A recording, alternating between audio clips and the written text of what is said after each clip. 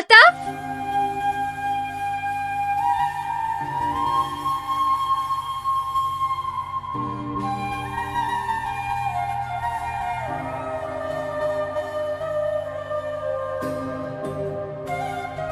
ইয়া, তুমি এখানে?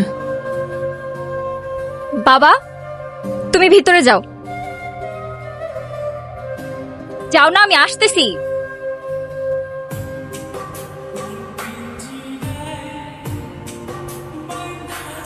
আমি জানতাম না উনি তোমার বাবা। আর এসব আমি করতে চাই নাই। রাজু কাকা আমারে বারবার বারবার জোর করতেছিল। আমার কিছু করার ছিল না ঋতিকা। আমি আশা করবো আজকের পর থেকে আপনি না আমার পিছু করবেন, না কোনো যোগাযোগ রাখবেন, আর না আমার সামনে আসবেন। আমাকে মাফ করবেন, আমি মানুষ চিনতে ভুল করে ফেলছি। আমার আগেই বোঝা উচিত ছিল, আগেই বোঝা উচিত ছিল।